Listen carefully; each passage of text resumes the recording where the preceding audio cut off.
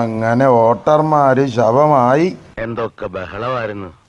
മലപ്പുറം കത്തി, machine gun, bomb, ഒലക്കര മൂട്. 5 വർഷത്തിലൊരിക്കൽ മാത്രം സംഭവിക്കാറുള്ള തള്ളുകളും തള്ളിയും വച്ച് സ്ഥാനാർത്ഥികൾ പൊടിയും തട്ടി അവരവരെ പാട് നോക്കി പോയി.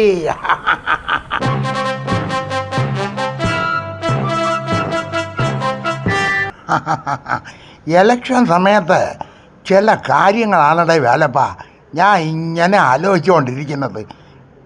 ആലോചിച്ച് ആ ചിരി വരും. തിരുവനന്തപുരത്തെ UDF സ്ഥാനാർത്ഥി ശശി തരൂർ ഓട്ടോയിൽ സവാരി നടത്തിയാണ് ഓട്ടോ തൊഴിലാളികളുടെ പിന്തുണ തേടിയത്. തരൂര് ആട്ടേക്കാറാനാണ് വന്നതെങ്കിൽ കേന്ദ്രമന്ത്രി വന്നത് പൊരിച്ച മീൻ തിന്നാനെന്ന്.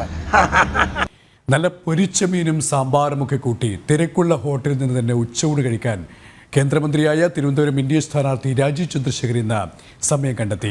നമ്മളെ പന്നിയൻ രവീന്ദ്രനാണെങ്കിൽ പിള്ളേരെ പിറകെയായിരുന്നു ഓട്ടം.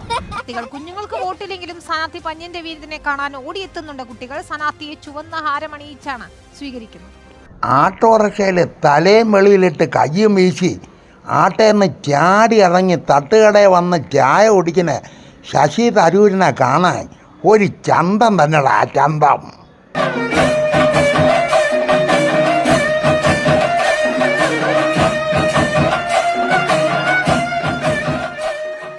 നമ്മളെ കേന്ദ്രമന്ത്രി രാജീവ് മുക്കിൽ അരവിന്ദന്റെ കടയിൽ വന്ന് ഇറങ്ങിയും വെച്ച് ചോറും സാമ്പാറും പപ്പടവും കൂട്ടി കുഴച്ച് ഉരുട്ടി വായിലോട്ട് എറിയുന്ന കണ്ട ഹന്തം വിട്ടു. പൊരിച്ച മീൻ കണ്ട അങ്ങാരൊക്കെ ഓട്ടും വേണ്ട, ഒരു നൊട്ടിയും വേണ്ട. ഫിഷ് കറിയും ഫിഷും ഫ്രൈയും അതിൻ്റെ കൂടെ ചോറും ഊണാനൊരു അവസരം കിട്ടി. നല്ല ഹോ അങ്ങാര് പറയുന്ന കേട്ട് കഴിഞ്ഞാ നാക്കിൽ കപ്പലോടുകൂടാ, നാക്കിൽ കപ്പലോടും. അത് മാത്രമല്ലടാ, അങ്ങാര് തിരുവനന്തപുരത്തിൻ്റെ കാലാവസ്ഥയെക്കുറിച്ച് വരെ പ്രവചിച്ച്. അന്ന് പ്രവചിച്ചത് ഇന്ന് സത്യമായിരിക്കുന്നത്. എന്തൊരറിവുള്ള മനുഷ്യൻ.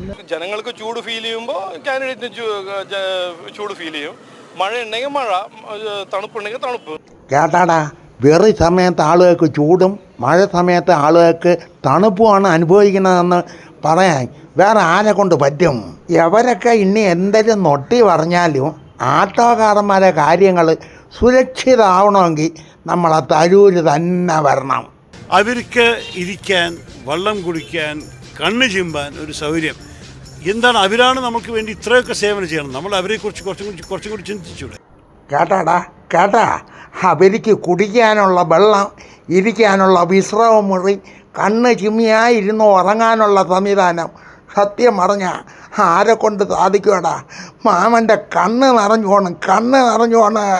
അയ്യോ, ആ പന്നിയൻ രവീന്ദ്രൻ അന്ന് ആ പിള്ളേരെടുത്ത് കാണിച്ചത് ഹോ.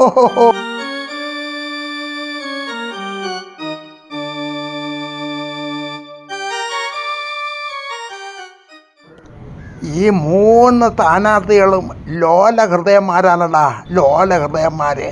അതുകൊണ്ടാണ് ഇത്രയും പേമാരിയും വെള്ളപ്പൊക്കം വന്നിട്ടും അവരിങ്ങോട്ട് തിരിഞ്ഞു നോക്കാത്തത്. അവരൊക്കെ സഹിക്കൂല. ആളുകളെ ബുദ്ധിമുട്ട് അവരൊക്കെ താങ്ങാൻ ഒക്കില്ല. ഈശ്വര, എന്തരനാണ് നേതാക്കളെ ഞങ്ങളെപ്പോലെയുള്ള പാവങ്ങളെ കരയിപ്പിക്കാൻ കൂടെ 5 വർഷത്തിലൊരിക്കെങ്കിലും ഇങ്ങോട്ട് എഴുന്നള്ളത്. നിങ്ങൾക്ക് അവിടെ എവിടെയെങ്കിലും കിടന്നാൽ പോരായിരുന്നാ? യാതെ വാ.